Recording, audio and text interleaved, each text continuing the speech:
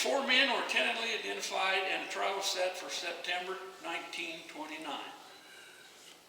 However, in June of 1929, a man was arrested and released in California.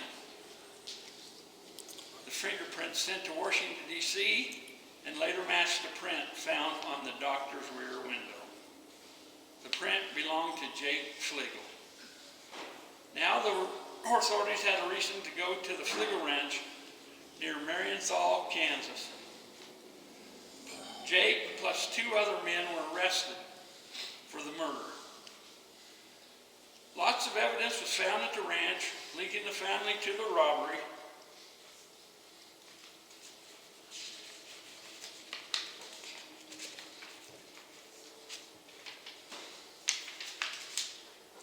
A letter from Ralph was also found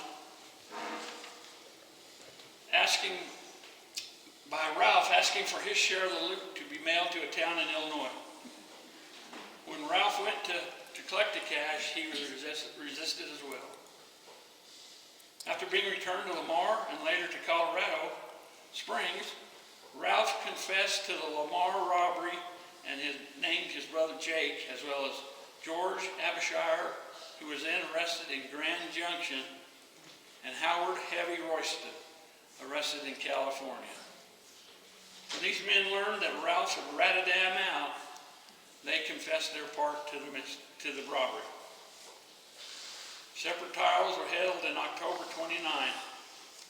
Abishire and Royston were found guilty and sentenced to hang, as well as Ralph. Meanwhile, Jake was still at large. He fled to Mexico, hoping to escape the past crimes. However, the lure was too great for getting to another bank robbery scheme, so a former friend who he'd been working with contacted Jake. But in the meantime, the friend was working for the police in an effort to capture Jake. Jake boarded the train in Branson, Missouri, headed to Hollister, Missouri, where he met his friend. Unfortunately for Jake, he was recognized by a lawman who was also headed to Hollister to be part of the capture. Words were exchanged, guns were drawn, and Jake was hit with a bullet in the stomach. He died the next day, but not before admitting to his participation in the Lamar robbery. The impact of this crime was felt for many years and has become widely known for its heinous crime that it was. And as for one fingerprint, it was the first time in U.S. history that a fingerprint had been used to solve a case. The robbery of the bank by the Fleagle Gang impacted the Lamar community as well as the Parrish Larrick families for many years. Ian Parrish, patriarch of the family, was gone, and his wisdom and knowledge and kindness. Does anybody have anything they'd like to add or know? Like I was saying at W.H. Hill, his granddaughter, Sue, called the house today and said he was in the bank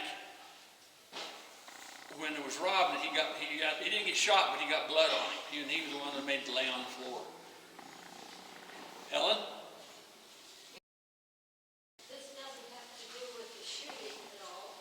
It has to do with the home at 900 South Main where the Parrishes lived. And I believe in 1951, I was just graduating from high school, going to junior college, and Newt sold that house to the college, and it was used for a girls' dormitory. And that was until, I'm not sure, but we bought it in 1968, and we had it for 32 years. It's still for sale. Beautiful. And I have pictures of probably her grandmother and her sister sitting in that living room, so just a little bit of this. Yeah.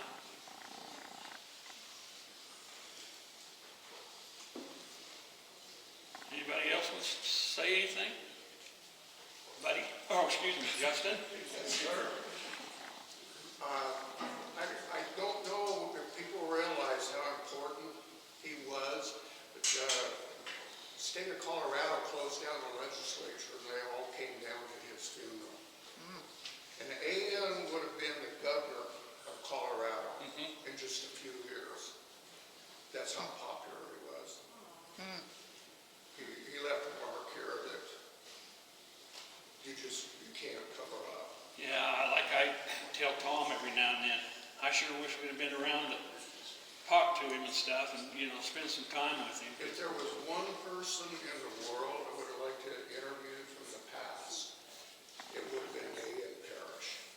Because I did a lot of research on him, and the guy was he was a people person, but he was a genius with everything he did. He built the Amity Canal. He built Two Buttes Reservoir. And there were several pioneers at that time. One of them, I can't remember his name, but he built the hospital. And Maxwell? Maxwell was a friend of his. And Maxwell built the hospital, and there by the river bridge on the north side, that's where they used to have the carnival. And if you look at J.C. Penney's building with the group of men that were there, that was the group of men that really kind of built this community. So, and I'll tell you one other thing that I don't think you know, you probably know about it, but I talked to a gentleman, and I can find who I'm looking for. Your dad was a pilot Right. in the Pacific. World War II. World War II, and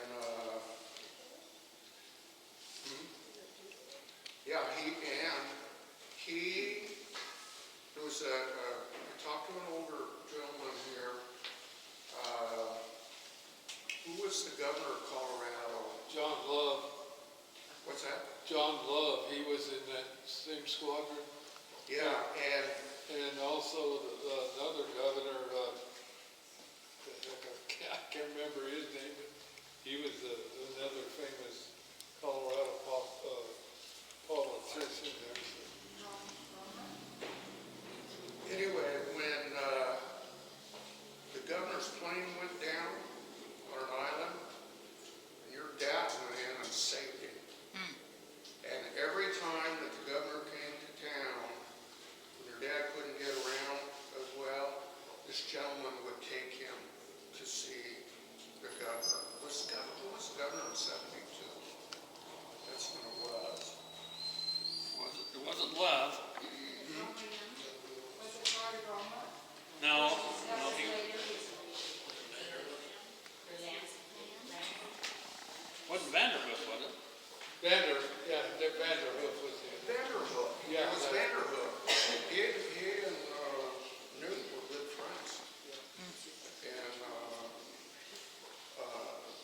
they visited together quite a bit because your dad saved his life. I don't know if you heard that story or not. Had you heard that, Tom? What's that? Had you heard that story? But the guy that always took your dad to see him told me the story.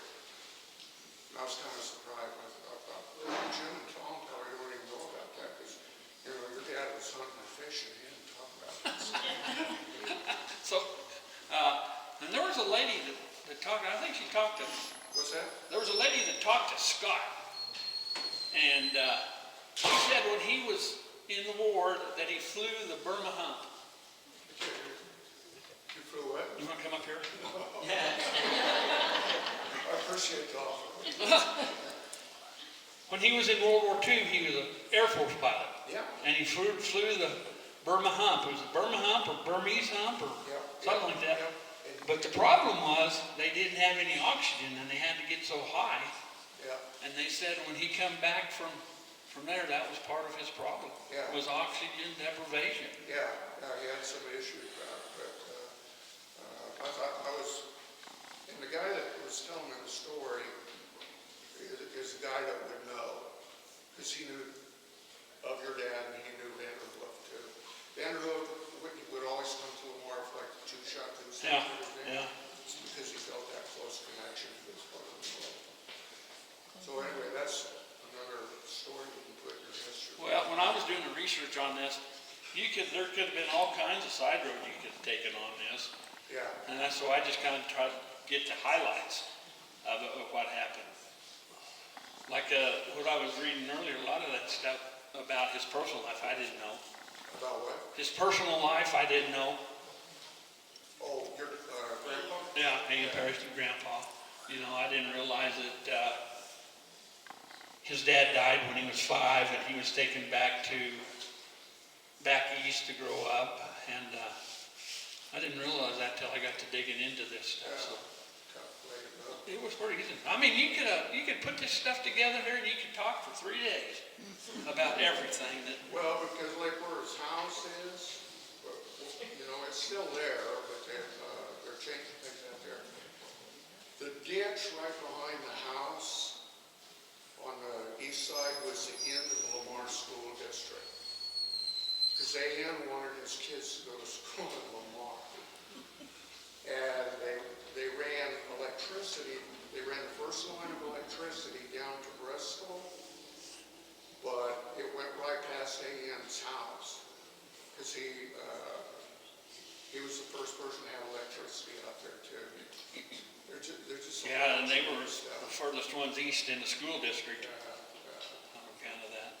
And part of the ground that's out there, when they first all put it together, the land salespeople, real estate people, went to St. Louis and around, and they went to a lot of the widows in those cities, and they got them to file a claim on 40 acres.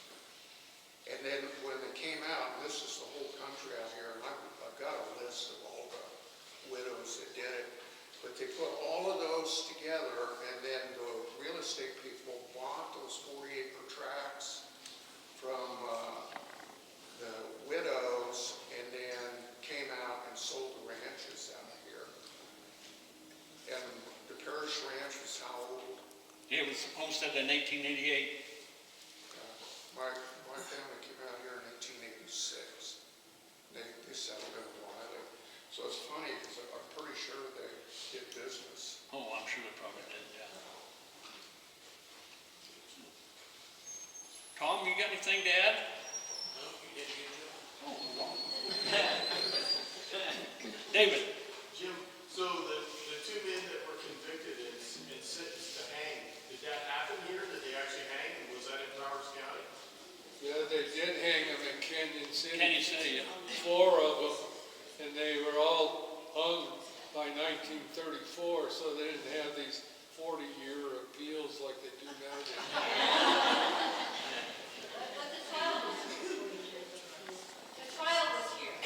Yeah, the trial was here. That's right. Yeah, the trial.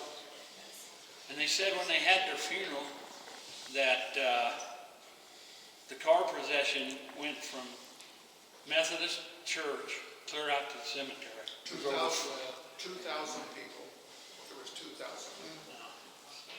And, yeah, There was another thing about the trial that a lot of people don't know, that they made a deal with, I think, one of the Fleagles, that if he would testify against the other 3 defendants that were going to trial, that he would not get the death sentence. And your great-grandmother hired Arthur Gordon. yeah. And he took that to court, and the judge, who I think was from Trinidad, ruled that wasn't binding, and it went clear to the Colorado Supreme Court, and they said it wasn't binding, and so he was hung also, in spite of the plea offer. Jim, I've been curious about what did May do? How did she cope after all this tragedy and horror? It was, I guess afterward, it was really tough on her. Really tough. She, had to take care of those 2 boys and stuff, but that's all I know. Polly, I don't know. I'm sure she had help from her sister or somebody like that. She had an income or somebody to take care of her, but I've always worried about her. I mean, what a terrible thing, just think A.N.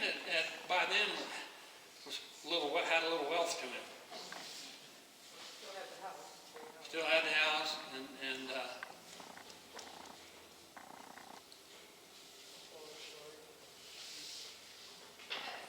yes.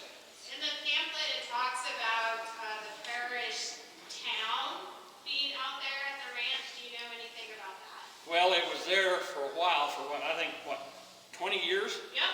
And they disbanded it for a while. In fact, it's still on some of the maps on there, but Would it be right there at the ranch where the ranch and the farms and stuff was, or where was it, do you know?